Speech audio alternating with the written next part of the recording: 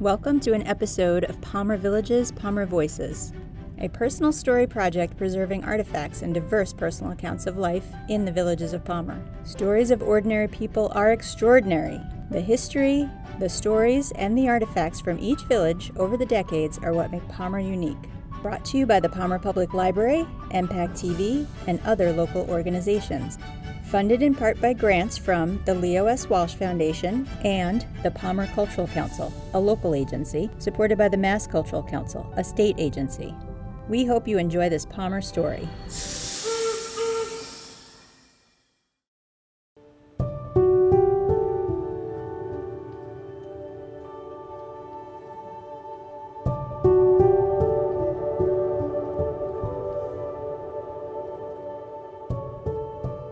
My name is Barbara Marcinkiewicz.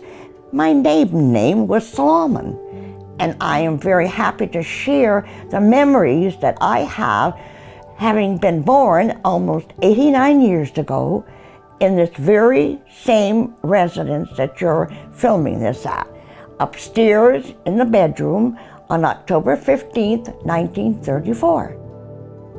This home was purchased by my grandfather at auction in 1926. And I would just like to show you the 4 generations that have come after John Solomon, who purchased this house. And this is John and his wife Barbara.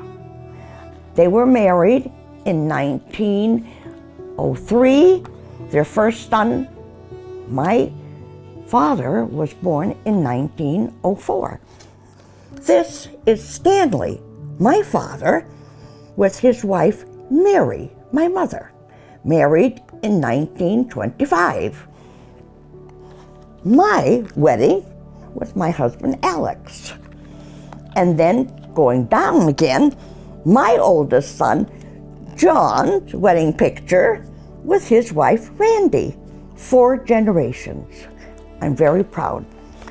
And actually, because I think it's something to share, after the mills closed, and that's why my grandfather bought the property at auction, he actually was working at the mill as I don't think my grandmother was, because back in those days the women didn't work. They stayed home and took care of the children.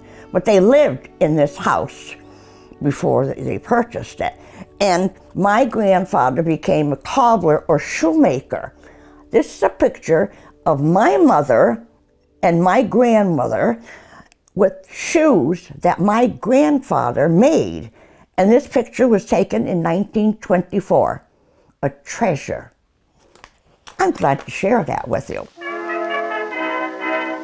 The mills, they made mattress picking. So I'm assuming that my grandfather worked in some kind of manufacturing. That's all I know. That was before my time, so I really can't say. But as they all did, if the marriage announcement from my father said that because the mills closed, that when he married, that he took a job in Stafford Springs, Connecticut. And that's when obviously my grandfather opened up his cobbler shoemaking shop in Palmer. I remember a lot what businesses were on our streets. At the end of Church Street, which is, the building is still there, there used to be a market. It was Bogatz's market. And Joe and Sophie Bogatz lived across the street in one of the apartments, and they ran this small grocery store. And I remembered as a young child that he would come every day and take our order, because we didn't have freezers. We had little freezer boxes and ice boxes.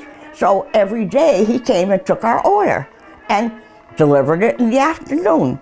That's the way they did business. And again, at the end of the street, was a building which was part of the flood of '38, and a lot of it was destroyed, that housed the Garabedian rug mill. It was called Garabedians before they moved to where they are presently. Of course, they're no longer in business, as the Thorndike rug mill. So that actually was at the end of my street. And then going across the bridge, which of course had to be rebuilt after the '38 hurricane, is Commercial Street. And on Commercial Street, there were a lot of small businesses. There was a little, I believe it was a Texaco station. And then we had another market, Quink's Market. Frank and Victoria Quink. They used to be one of my neighbors here. They didn't have packaged meats. You went in and you had a slab of half of a beef or something, and if you wanted a piece of steak, he cut it right off for you. And in the same building, there was a barber shop where I took my sons for the haircuts. And going farther up the street, there used to be a store. It was the Thorndike Dairy Bar, run by the Taberski family. And in there, they had a little fountain where they had the ice cream. Actually, Nora Taberski married Mike Rondo, who owns the Rondo's Dairy Bar. And in the back there, they had a small library. And then farther up the street, they had Longtime and Nagel's, again, another grocery store. And, it was a little bit larger, and, they had more canned goods and probably maybe sliced deli meats or something. And so, that was another business. And then farther up the street was the Thorndike Post Office, which, since then, rebuilt and knocked down the building at the end of my street and became the Thorndike Post Office. But then across the street, there used to be what they used to call the Thorndike Rec Hall. And when I was very young, it burned down. But I remember my father saying they used to have a theater in there, they had a bowling alley in there. It was a recreation in the town of Thorndike. So it was amazing how all these little businesses managed to survive.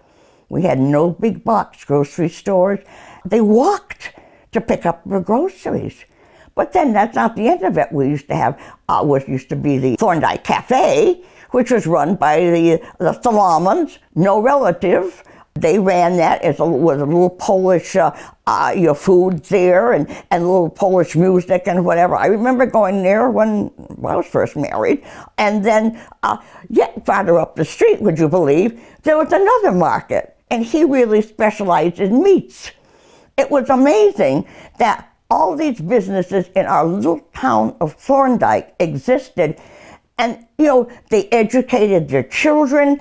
They all went to college, and it was a lot of history. There were other businesses that went up the street here. There was what we used to call the boarding house, which was originally part of the Thorndike Mills. And it actually, when my sister Alice was the firstborn, she was born in 26, she remember going in there and they had like a big ballroom and they used to skate there, she remembers that as a child. But when I was growing up, they had made, the Blanchard family had bought and renovated it into 8 apartments. That my Uncle Walter, who was the second son of John and Barbara, lived there with his family. I can name every family that was living there. I think I babysat them. So, there's a lot of history there. There were just 88 steps that were built to go up to the top of the hill. Well, the houses at the top of the hill, that was considered 5-row, because there was only 5 houses up there. And so, and that's what gave it that name. But actually, I remembered that I could walk across my street, there were steps there, and I could walk all the way up there through the woods to those houses. And I knew every single person that lived in all of those houses. And same thing. Back there, we didn't have rich people or the upper class, the middle class, and the lower class. We were all the same. We knew everybody. Next door to me were the Bishops and the Hines that owned Forest Lake Dairy. And they became good friends of ours. And everybody in the Solomon family worked for Forest Lake Dairy, including my father. And in fact, if you want to look in my living room, there's a desk there. My father drove a big ice cream truck, and he won that desk at a contest because he was the top seller or something for that year. There's so many stories that I have growing up that I think people miss now. I'm so fortunate that I can remember going to Polish dancing, and we had a village bus that went to Palmer because, of course, that back in the days that you could safely walk down and go across the river, and that's because that's where the bus was. That was the street that went up Commercial Street, and you took the bus into Palmer to go to the basketball games, to go to the movies, and that's the way of life it was. So simple. One-car families, exactly. God forbid that anybody had more than one car. Everybody knew everybody, and that's the way we all lived, is as neighbors. And that is how I grew up. And I don't regret not having the technology. In fact, I hate technology. I don't even have a smartphone, all right? So you don't talk about technology to me, thank you. So I actually grew up and lived in World War II. And because of the fact that I said that there were 5 brothers that were, of the original owner, John Solomon, that were in the service, as was my husband, but my late husband. But the 2 oldest brothers, which Stanley and Walter, were both married and had children, and so they didn't qualify to serve. But Joseph, which was brother number 3, and number 4 was actually Eddie. Well, Joseph and Chester were drafted, but Edward, before he was drafted, he enlisted and he went to officers training school. So Joseph, he was in the Air Force, and he actually served in Italy. He was a mechanic. When the planes came back from their missions, that they had to go over there and repair them.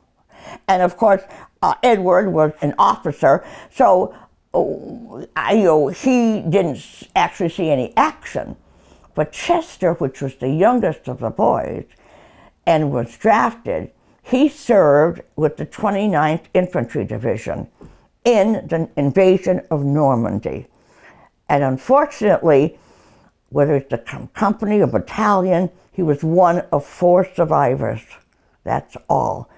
I have a lot of history on that 29th Infantry Division, and I found some maps of the 29th Infantry Division that were signed actually by the general.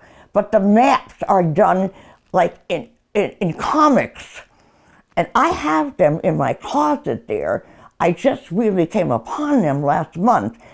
When my son opened them, he said, "Oh, I cannot believe this." He said, "I've got to contact some military," because he said, "This is a treasure."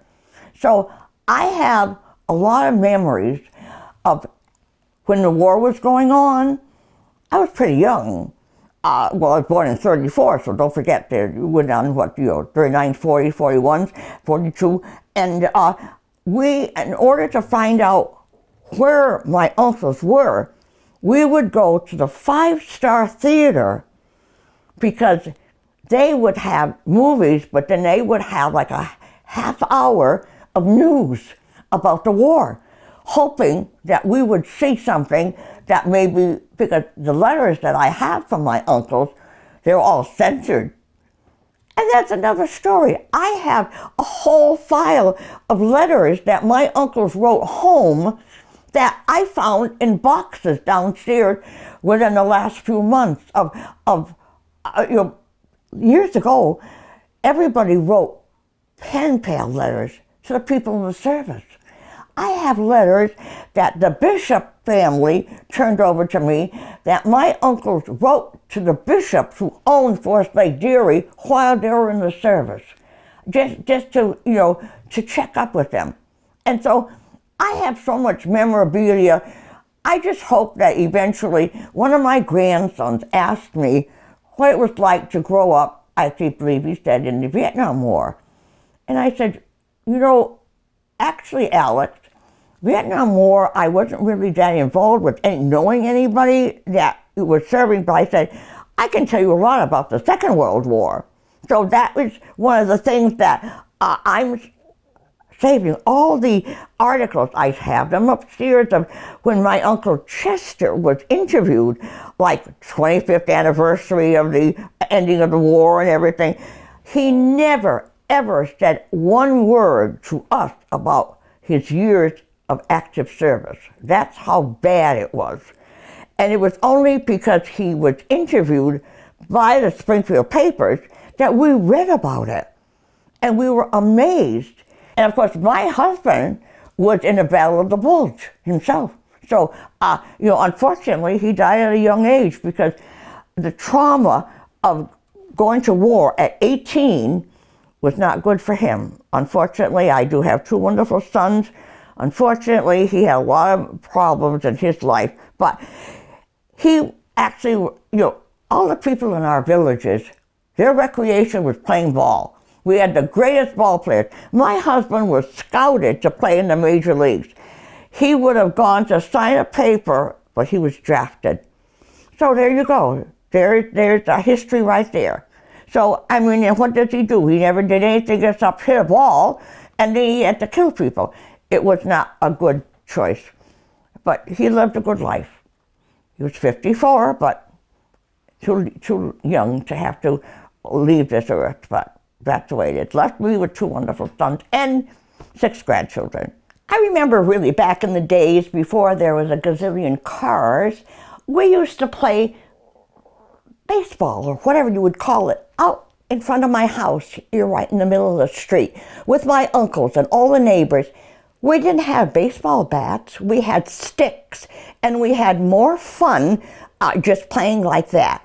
We didn't really have that much in our own little village, but we took the village bus into Palmer. And when I was growing up, probably the most exciting thing is on every Saturday, every Friday night, my father and my mother and 3 of us girls would drive to Palmer. That was our big night. And that was to go grocery shopping into village, visit all those nice stores that were downtown Palmer. And then even when I was not even a teenager, I had a friend. Her name was Elaine Kroll, married a Rice. I was in her wedding party. Her father worked for the railroad.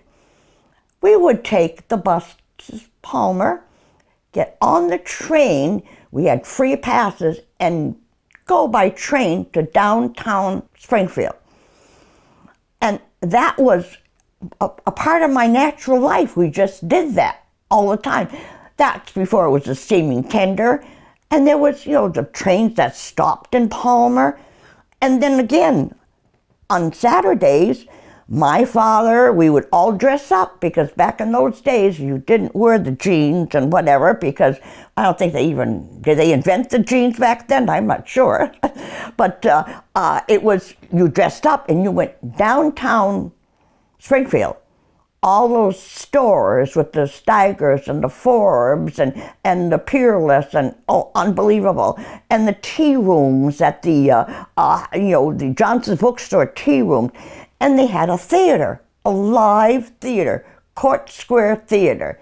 While we went shopping in our dress, and I believe we used to even wear our gloves. My father would go to the theater. For $2, he could go in and see a live show. And sometimes he treated us to do it. And then that basically, maybe that was our recreation. Or Sundays going for a drive. That was our big deal. And visiting relatives or having relatives at our house. That's why to this day, I love to entertain. This house was the basis of family reunions. My mother's family, which is the Kowal family, lived, and she was born in Three Rivers, Mass. Even though my grandparents were immigrants from Poland, my parents were both born right here in Palmer, one in Three Rivers and one in Thorndike. And my mother's father owned a bakery. And he used to deliver, I never saw this, but deliver bread with a horse and buggy, as they told me. Well, there were actually 14 children in that Kowal family, 9 surviving. My mother was a twin. Her brother died at birth, but then there's 3 siblings that died in the flu epidemic. And then, besides that, my Aunt Julie, the youngest in the family, was 9 months old when her mother passed away.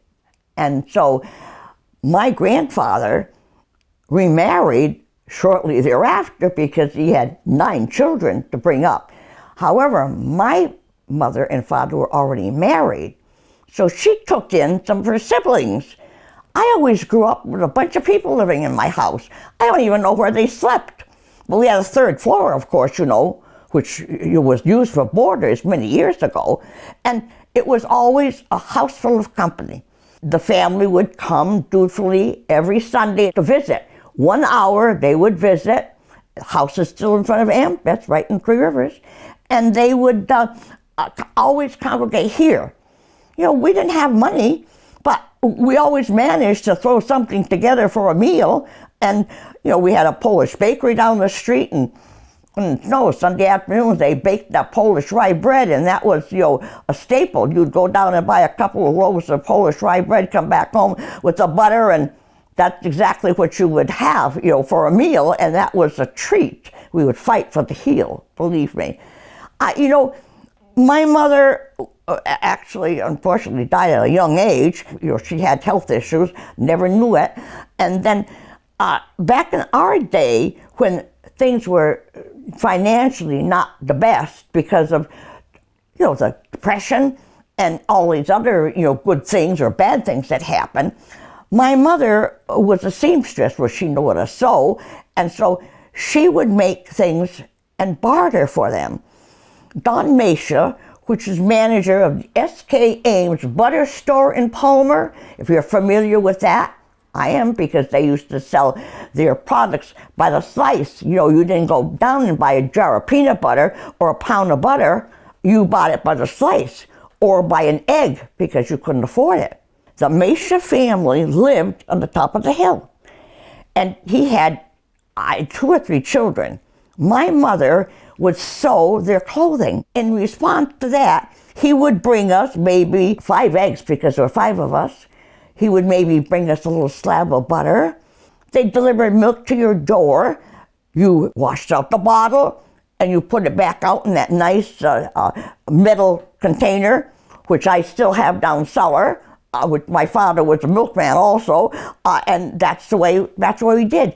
And if you bought something that had a deposit, oh my goodness, as soon as it was empty, you went down to the store, but you didn't take the nickel, you bought something with it, because that's the way we lived. But I don't remember not being a good life. I don't remember going without food. We used to go to Ambeth, and we used to bring vegetables, and they used to have machines that you can them. And it was amazing. I went to Thorndike Grammar School, and then I went to Palmer High School. Well, obviously, I started out in the college course, but after the 2nd year, there was no hope of going to college, even back then, because I graduated in '52. So I changed to the business course. So in my senior year, when it came time to think about a job, the manager, Walter Cameron from Better Brushes, came to the high school and chose the 3 top girls to work for them at Better Brushes. And I was one of the 3. We left school in March. We didn't have to finish the rest of that year until class week. And that's how I started my work career. But after I was there for a year and a half, from there I went to the Prudential Insurance Company in Springfield. Through an agency, even though I was collecting, I had to pay back 1 week's pay of my new job as payment for getting that job. But when I interviewed in the Springfield downtown Prudential Insurance Company office on Bridge Street, the man that interviewed me was Andrew Mulcahy. Andrew Mulcahy lived 4 houses down from me many years before. And when I interviewed, he said, "Solomon, Polish girl, Church Street, I'm hiring that girl. I knew her parents. And that's how I got that job. And it really worked very well. I was the secretary to the district manager, who was Andrew Mulcahy. I started there in November of 1953. And I worked there for a few years. Working downtown Springfield was really a charm. I mean, we had places to go. We had Jenkins Tea Room that on Fridays we could go and have our half of a grilled cheese sandwich and tomato soup and for $1, and that was a big treat for us. And, I got to know people downtown Springfield, and that was a big deal for me. And that's actually how I started, not a career, but what I should say, a hobby. I took the bus from downtown Springfield to Fort Pleasant Avenue and started to take voice lessons with Margaret Hill. I not only trained as a soloist, I sang with the Springfield Symphony Chorus, I sang with the Villagers, I sang with the diocesan choir, and of course I sang for over 70 years in my own church choir. And I sang for more weddings in our area than I could possibly even count. But it was fun. I mostly sang at weddings in church because most people were married in the church. But we had traditional music. I mean, you talked about, you sang the traditional, the Ave Marias and the Panis Angelicus, and if you were Polish, if you wanted something in Polish, I would sing something in Polish. But the whole idea of it is that, there's even a certain types of music that we could not even sing in the Catholic Church. I was limited to, like Schubert's Ave Maria. For some reason, maybe because he was German, that the Catholic Church wouldn't allow me to sing Schubert's Ave Maria. It was Gounod's or one of the others, but, and they all, it was all traditional. It was certainly very different. I did sing at, not at venues, because back then everybody had live music and you had dancing, so you didn't have soloists. I stood up for 7 weddings as bridesmaid. And not only did I walk down the aisle with my usher, he would walk me back up to the choir, and I would sing at that wedding, and then I would go back down and do my bridesmaid duty, which you don't really do too much as a bridesmaid except stand there. A person that's very interested in historical events is Virginia Mesnecki, and I sang at their wedding. So, and she brought that to my attention. So I was a popular soloist, shall we say. There wasn't very many of us around anyway, so I guess I was a choice, whether they wanted it or not, they got me. I went to New York for 3 months, 1 weekend a month with my music teacher. My parents would drive on Fridays with my little overnight bag. I would take the bus to Fort Pleasant Avenue. He would pick myself and my Margaret Hill up, take me to the bus. And we would be there Friday night, Saturday night, and Sunday. Sunday afternoon, we would put on a little performance with all these would-be singers from all over. It was like a boot camp. And I was very fortunate to be able to do that. My uncles paid my way, I found out years later. But what an experience that was. And then at the end of 3 months, we sang like a little operetta. I sang One Kiss, actually, as part of a certain group that we trained to sing one particular song. I was one of the elite that was chosen to do it.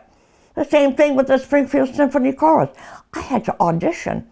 And it was, how does a person, a little village girl from Thorndike, get to sing with the Springfield Symphony Chorus? It was all just because my parents believed in my talent. My work career, of course, started at Bed and Brushes and then to the Prudential Insurance Company.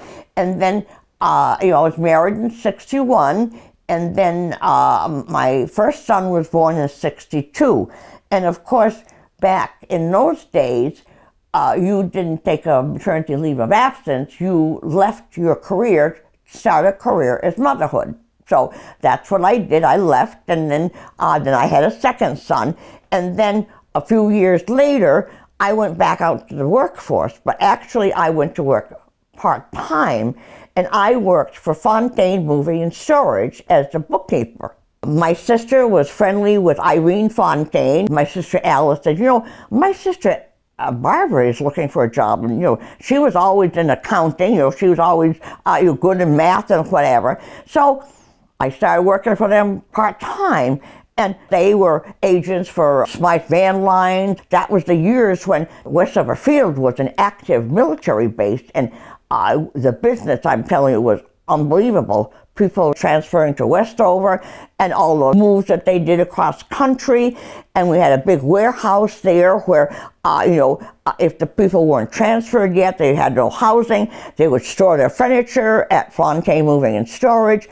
And in fact, many a time when those big trucks would come in and my workers, the truck drivers were out on jobs, they would pull up with these furniture vans to put in our storage. Well, the packing truck would be in front of the dock, so I'd have to go out and I'd have to move the packing truck, and so, it was kind of a funny deal. And then, when they went out of business, that's when I went to work for Tam Brands, which was Tampax at the time.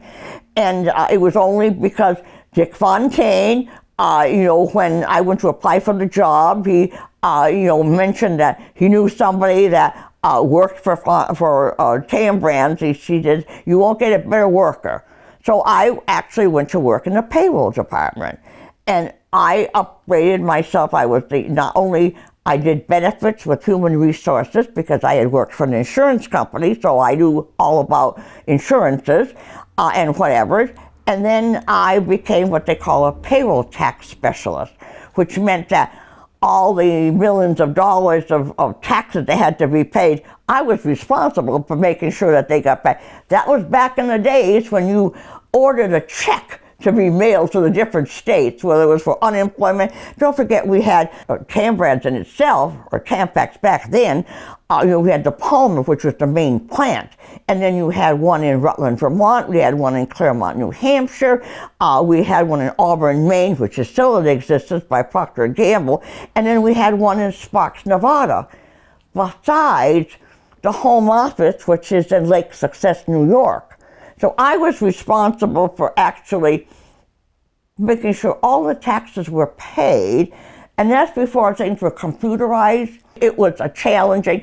I was responsible, along with the payroll supervisor, of balancing the payroll account. The millions of dollars that were paid, because we paid the payroll out of the Palmer office for all the places, and it was amazing what I did. So of course, when they sold to Procter & Gamble, they only wanted the name, Procter & Gamble did, so eventually, of course, they closed Palmer. So I was just short of 20 years, but because I was a displaced worker, I was able to collect unemployment, and I was almost just short of retirement age. So I did get a benefit, what they call a retirement bridge, until I reached 65. But it was an amazing place to work. It really, really, really was. They were good to their employees. The benefits were fabulous, and you knew everybody. Even the bosses, as well as the other people that worked in there. And of course, when they started off, 99% of their employees were Portuguese from Ludlow, because those are the people that, they had come over to Ludlow and they wanted to work. So they started out in a garage in Three Rivers, their business, and then of course they ended up, moving across the street and eventually buying the buildings in the back that used to be the hat shop and everything, and moving all their offices. And, there's a lot of years that I saw a lot of change in there. Before our cafeteria was downstairs on like almost the cellar or wherever, and then you had to walk through the production floor. You could not wear open-toe shoes. You had to have a second pair of shoes with you if you wanted to go to the cafeteria, because maybe excuse me, a tampon would roll down. We used to laugh about that, but that's the way it was. The law was the men that worked and even the women that worked there, no open-toe shoes. It was definitely right up according to code. So it's fascinating. In the first 2 weeks in July, it was shut down because that was their vacation week. Actually, my late husband worked there for a short period of time. So there you go. I have a lot of history there. So, well, that was my end of my working career, because at that time when I lost that job, my uncles became ill. And so I had a job as caregivers to 3 of them. They all died within 18 months of each other. So, that was my career, was taking care of my uncles until they passed on. But, I was lucky because I inherited this house, 200-year-old house with a lot of problems, but I have a house without a mortgage. Isn't that fascinating? That's my history. My grandfather worked for the mills, and they obviously lived here before they bought it and renovated it, because you can certainly see this isn't like it was when they bought it in 1926. They added on the porches, and when you look at all the woodwork, can you imagine all this, what's in this house? Amazing. Some people will say, well, you live in a mill house like it's a bad thing. I said, I'm proud of my mill house because, I was born in it, and it's history. It's it's not brick and mortar. It's just my history. And they took people in on boarders. There are 3 floors. Originally, the way the house is, if you looked in that book that I have of the auction of the house here, it was 4 families, where you would have one family that lived in the front of the house, which is 1, 2, 3, because the 3rd floor has got complete rooms in it. And they shared the kitchen, because back in those days you did that. You would have one kitchen. This house, when I was young, I remember my father shoveling coal into a furnace, so we obviously had heat of some kind, but before we had the heat, we used to have a parlor stove, and the same thing in the kitchen, we would have a range that had the kerosene tank or something. That's what I remember. And it wasn't until 1947 that it converted to oil heat. So I grew up in the dark ages, shall we say. There was no bathrooms in this house when my grandfather bought it. We had a shed out back, which I had demolished like 20 some odd years ago, that had out the places where that's where you went. That's where your outhouse was, but it was in the shed. So by the time I was born, bathrooms were here, but we kept one intact so that they would know what it looked like. And it was amazing. And I remember when I had it demolished, there was a Mr. Sherritt that lived across the river. I was across the river, apartment there, and he came over to me and he said, "Why are you taking that down? That's the last one in Thorndike." And I said, because it's kind of caving in, it's not going to be safe. So he didn't think I should take it down. It's just an interesting thing to know how all that many years ago, how they lived. And they lived almost like communes, because obviously what they boarded here. And so it wasn't necessarily families, but the 3 floors, even the attic floor, when someone went up there to see something one time, they said, you have just a little dip in the ceiling. He said, I cannot believe it. It's full rooms up here. And I said, yes, there are, because they lived up there. And I guess people didn't have to worry about being warm or anything, because they used to have these big, they used to raise chickens, and they used to make the comforters with the down in it. Because I had one for the longest time, but then those feathers started coming out, and it kind of made a mess in my house. So I'm sure that I should have had it recovered, but I didn't want anything old back then. I'd give my right arm for some of the things that I threw out afterwards, but you don't think about that. When you're just married, you want new things. That's where they are now, believe me. Nobody wants anything old, except the people that appreciate antiques. I don't think what I have in my house are antiques yet, except maybe the bedroom set that's up in my guest room, because that was my parents that they bought when they got married. Solid mahogany, believe me, you can hardly move it. It's not pressboard or anything. It's unbelievable, very ornate and whatever. In fact, I have newspaper in one of the drawers back dating to when they bought it in 1925. The beams in the basement are actually trees. They're actually trees. If you see the stumps of trees, they're not, beams, not made from the trees, but actually trees down there. I know people that have gone down there, they can't imagine that, that's exactly.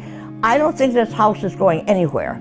It's solidly built, believe me, and because of course there is a river behind there, but even when, that 38 flood was here, our houses didn't get flooded out. It was the bridges that got, demolished and whatever. And of course, downtown, of course, the buildings that were there, some of them washed away, but then there was a fire that really took out the rest of the things with a tower that was there, when I was growing up.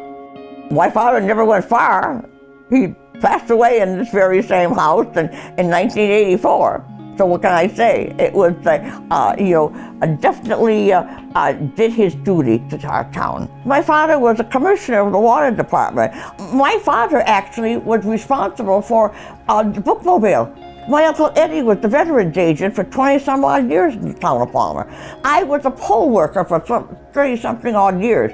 So we're Palmer people, very definitely. We did our duty. I'm still a reader, and I went to the library for years. I picked up a lady. We used to go to lunch, and every Friday we went to the library and picked up books and everything. Because now I use large print, only because it's easier. But unfortunately, some of the good novels are so big that they're too heavy for me to carry, but it works. So I'm glad to have been part of the library, and I mean, it's such a godsend in town. I hope that I reminisced. I hope I've given you some insight. I certainly hope that this adds to the history of Thorndike and how I came about to be living here.